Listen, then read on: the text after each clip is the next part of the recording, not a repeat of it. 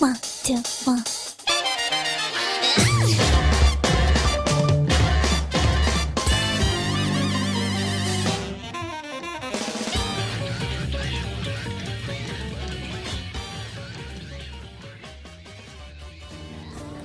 Hola, yo soy Norma Ramírez.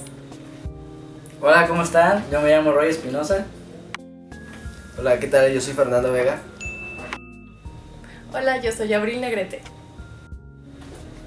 ¿Qué onda, amigos? Yo soy Carlos Rodríguez. Hola, mi nombre es Daniel Sánchez. Nosotros les vamos a hablar sobre las teorías estructuralistas y no estructuralistas de la administración con un enfoque en la estructura organizacional. Vamos a hablar sobre el estructuralismo, pero ¿qué es el estructuralismo? Y arriba yo, mi papá y la chona. Muy bien, Radio Escuchas, comenzamos con una sección del programa que es una pequeña trivia para ganarse una gran sorpresa, sacar unas complacencias en este momento. Y comenzaremos con la primera pregunta, esperar una llamada directamente en vivo aquí en cabina. Veremos el primer valiente. Y tenemos la primera llamada, esperamos a que suene un poco, dar un poco de misterio. Sí, bueno, Bueno, ¿quién habla? soy Fernando de Acámbaro. Fernando de Acámbaro, mira amigo, qué curioso se escucha, pero a ver amigo. Hablo por lo de la tibia. Excelente amigo, comenzaremos con la primera pregunta. ¿Estás listo? Sí, Fernando, es tu primera pregunta, ¿qué es el estructuralismo? el estructuralismo es el análisis del todo y la relación de las partes que lo constituyen, así como la independencia de las mismas partes y el hecho de que la organización es más grande que solo la suma de sus partes y características. ¡Wow, Fernando! ¡Wow, Fernando! Y para agradecerte por ser el primer llamado y por tu excelente respuesta, te has ganado ni más ni menos que una cafetera. No, pero y en serio, ¿qué es una estructura desde el punto de vista de las organizaciones? Una estructura es el conjunto de dos o más elementos que permanecen inalterados aun cuando interactúan entre sí. El enfoque que tiene el estructuralismo es el de un todo y la relación de las partes que constituyen ese todo. Bueno, chavos, pero ahora vamos a hablar de los orígenes. Y bueno, los orígenes de esto es que... Ay, chavos, ya se me olvidó, a ver. Déjenlo busco. ¿Cuáles eran los orígenes? Ya, aquí está. Uno de sus orígenes es que surge como una oposición a la teoría clásica que consideraba a la organización solamente como una parte de la administración y no como una entidad que debía ser administrada. Y que... ¿Qué es esto? Ya no alcanzo a ver. Uy. Pero ayúdame, ¿qué hice aquí? A ver. Mira. Aquí. Basándose en lo que la organización es un grupo de personas que comparten muchos objetivos en común para lograr un objetivo más grande, delegando funciones a cada una de las personas que parten de la misma. Entonces, esta teoría buscaba crear una organización basada en la unidad social y compleja. Integra la teoría clásica y la teoría de las relaciones humanas. Esta segunda consideraba aspectos que la primera omitía, como la psicología del trabajador, su autonomía y... ¿qué más? ¿No, ya te pusiste tus gotas? Delegación plena de autoridad. Delegación plena de autoridad. Así como la confianza grupal y la apertura de los trabajadores, énfasis en las relaciones humanas de los mismos y la dinámica grupal, se genera un nuevo concepto de estructura y es así como surge el estructuralismo. Y bueno, los principales exponentes que lograron consolidar la teoría del estructuralismo son Victoria Thompson, Amitai Tsiani, Tlacott Parson, Peter M. Blau, Reinhard Bendix y Robert Prestus. El estructuralismo ha influido en diversas ciencias sociales, como lo son la filosofía, la psicología, la antropología e incluso, aunque no es una ciencia social, en las matemáticas. Los administradores que se enfocan en el estructuralismo tienen su completa atención en lo que respecta a las organizaciones sociales. Existen dos tipos de estructuralismo, el fenomenológico ¡tarán! Y el dialéctico ¡tarán! El fenomenológico tiene como máximo exponente a Martín Heidegger. Se basa en la filosofía existencialista. O sea, que nosotros vemos el producto final de algo, pero no a las personas o a los empleados que trabajaron para obtener ese bien. Bueno, ahora hablando de la dialéctica, tenemos que uno de sus principales exponentes fue Karl Marx, quien decía que la estructura se compone de partes que se descubren, se diferencian y terminan por ganar autonomía unas sobre otras. Y ahora hablaremos del origen de las organizaciones. Cada organización se diferencia una de la otra. Las personas que las integran cumplen cierto perfil y diferentes características de personalidad dependiendo de la organización en que se encuentran. Cada persona puede participar en distintas organizaciones desempeñando distintos roles. Por ejemplo, en la escuela puede ser administrativo, docente o alumno. En las familias puede ser padre, madre, hijo o hermano. En las empresas puede ser desde gerente, trabajador o cliente. Pero, ¿cómo es que una organización se convierte en una organización? Para que un grupo de personas se convierta en una organización hace falta un proceso de desarrollo. Históricamente este consta de 4 etapas. La primera etapa es la etapa de la naturaleza. En esta etapa los seres humanos se dieron cuenta de todo lo que la naturaleza les brindaba para poder sobrevivir, como los frutos, las semillas, los animales y su carne. La segunda etapa es la etapa del trabajo. En esta etapa los seres humanos comenzaron procesos de especialización y de asignación de roles. La tercera etapa es la etapa del capital, sobreponiéndose a la naturaleza del trabajo, habiéndose creado el dinero y las propiedades. La cuarta etapa es la etapa de la organización, donde todo lo dicho anteriormente se somete a una regularización y por ende a una organización. Podemos decir que las organizaciones no son cosa reciente, sino de la prehistoria. Los faraones, los emperadores de la antigua China y los césares de la antigua Roma.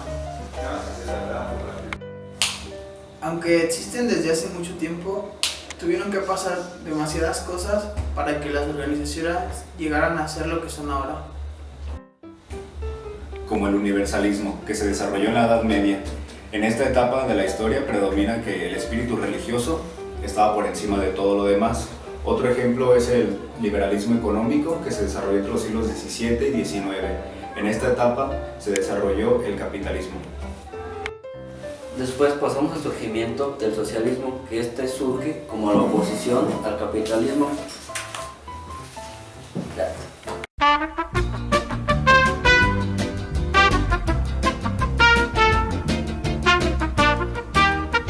Después pasamos al socialismo, que este surge como la oposición al capitalismo.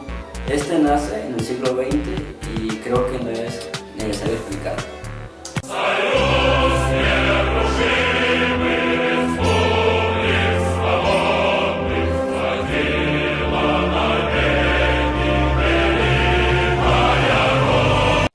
Finalmente llegamos a la actualidad, donde vivimos una era de organizaciones que, como ya explicamos durante todo el transcurso del video, son indispensables para la vida de cualquier persona. Ahora hablaremos de la definición de organización. La organización se manifiesta por una sociedad altamente especializada. Surge como la consecuencia de la necesidad de las personas de relacionarse con otras personas para poder realizar objetivos.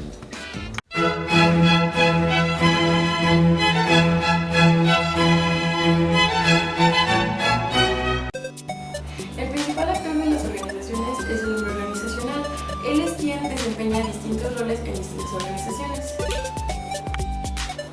Sus características son que es flexible ante los cambios, tiene alta tolerancia a las fluctuaciones, siempre está trabajando para conseguir riqueza, tiene un constante deseo de realización y es capaz de posponer el tiempo libre para seguir trabajando. Ahora hablaremos desde las organizaciones desde el punto de vista estructuralista. Para analizar las organizaciones desde el punto de vista estructuralista, se deben considerar simultáneamente las teorías de las relaciones humanas y la teoría de la burocracia. Se consideran las organizaciones formales e informales. La organización formal indica qué actividad realiza cada persona, la relación de esa persona con cada uno de los miembros de dicha organización y bajo las órdenes de quien se encuentra. La organización informal, en cambio, se puede formar entre las personas de la misma organización. Esta, en cambio, es un poco más ordenada y menos eficiente. Ambas pueden relacionarse entre sí, tanto la organización formal como la informal, pero la poca eficiencia de la organización informal puede entorpecer la alta eficiencia que tiene la organización formal.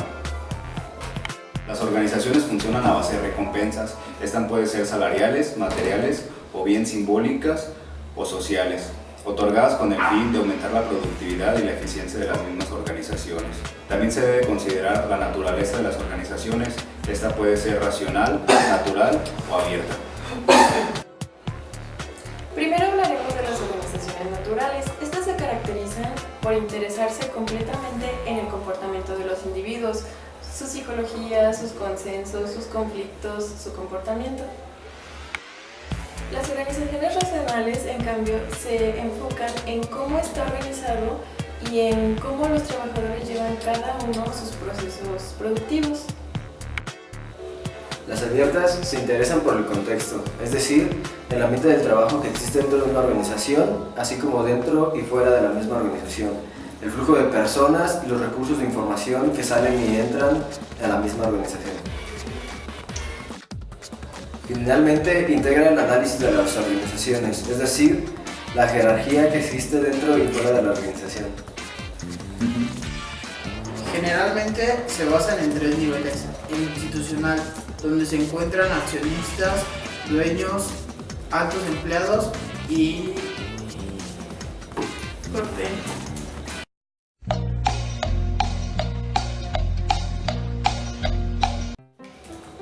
Generalmente se basan en 3 niveles: el institucional, donde se encuentran dirigentes, accionistas, dueños y altos empleados; el gerencial, que es un nivel intermedio entre el institucional y el nivel técnico; y por último, el nivel técnico es donde se encuentran el promedio de los empleados y donde se realizan la mayoría de las tareas.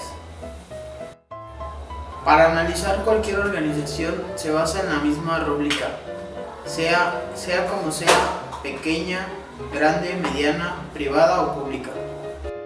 Y ahora hablaremos de las tipologías. En la teoría estructuralista existen 2 tipos de tipologías, la de Etziani y la de Blau y Scott. La tipología de Etziani se basa en 3 puntos principales. La primera es que son coercitivas, que es forzar la voluntad o conducta de alguien a hacer otra cosa. El segundo punto es que son utilitarias, que antepone la utilidad a cualquier otra cualidad de las cosas. Y finalmente, el tercer punto, que son normativas, es decir, que se rigen bajo una cierta cantidad de reglas que deben de seguirse. Para el caso de las tipologías de las organizaciones de Blau y Scott, se toman en cuenta como principal enfoque a todo aquello que tenga que ver con los miembros de la organización, de las propiedades o dirigentes de la organización, clientes de la organización y público en general. Además, dentro de estas tipologías se debe tomar en cuenta Tenemos los objetivos organizacionales, que son aquellos objetivos que concretan lo que contienen la visión y la misión de las empresas, y estos pueden ser alcanzados a través de metas pequeñas. Una vez alcanzadas estas metas pequeñas, se elegirán unas nuevas en base a la proyección futura que tiene la organización. Estas metas y objetivos pequeños alcanzados son indicadores de desempeño de la organización y sirven para atraer a sus futuros clientes e inversionistas.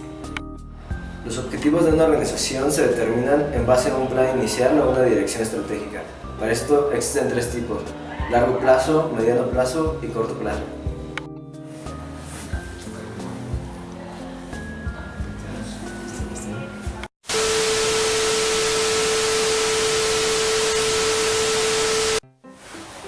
Se establece en teniendo clara una misión y visión a la empresa, prioridades empresariales y su escala y la identificación de los estándares empresariales.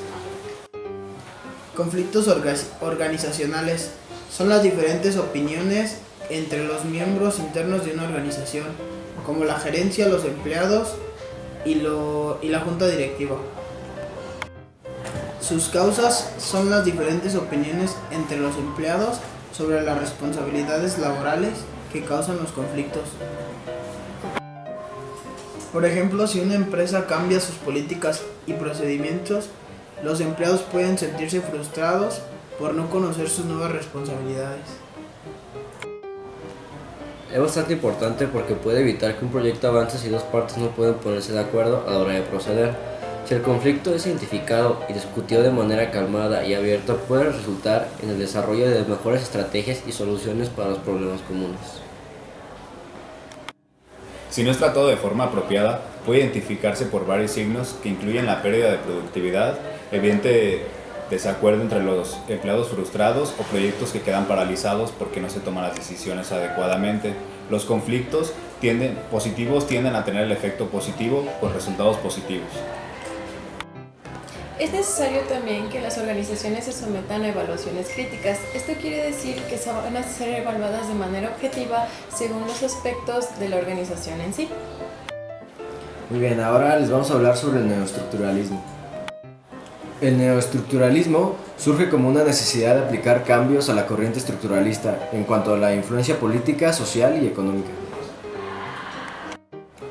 En la corriente neoestructuralista se incluye la intervención del Estado en la organización, así como el control en los medios de producción, tanto en el sector privado, estatal y transnacional. Se detecta la problemática de la insuficiencia de las variables económicas para el correcto análisis de las organizaciones, al mismo tiempo que se buscan las consideraciones política y económica más idóneas para cada tipo de sector. Los paradigmas del neoestructuralismo son los siguientes: ajustes lentos y desequilibrados en una economía heterogénea, dinámica del proceso de ajuste, reconoce la existencia de los equilibrios, es decir, de segundas y terceras alternativas, aplicación de políticas a un grupo de problemas. Las respuestas son variables, dependen del momento histórico y la institucionalidad vigente. La regulación económica y la distribución de la riqueza se complementan y se analiza la relación Estado-nación buscando un bienestar social general. También las respuestas son variables, depende del momento histórico y la institucionalidad vigente. La regulación económica y la distribución de la riqueza se complementan. Se analiza la relación Estado-nación buscando el bienestar social general. Las recomendaciones en cuanto a la política son gobierno activo y políticas económicas selectivas, la intervención en el sistema productivo, esto con el fin de generar equidad entre producción, servicios y actividades complementarias, el pluralismo, es decir, que las empresas públicas y privadas se complementen, y el desarrollo de los organismos intermedios, o sea, los sindicatos, las cooperativas, las juntas, etc. El sistema tributario, redistribuidor y reasignación de recursos, un sistema financiero regulado, o sea, el físico, inserción selectiva, así como el cambio real regulado, según la interacción entre bienes y servicios y el movimiento del capital. Movimiento regulado del capital, para compensar las fluctuaciones causadas por la inversión y las tasas de interés y las ventajas comparativas entre dos sectores públicos y el privado.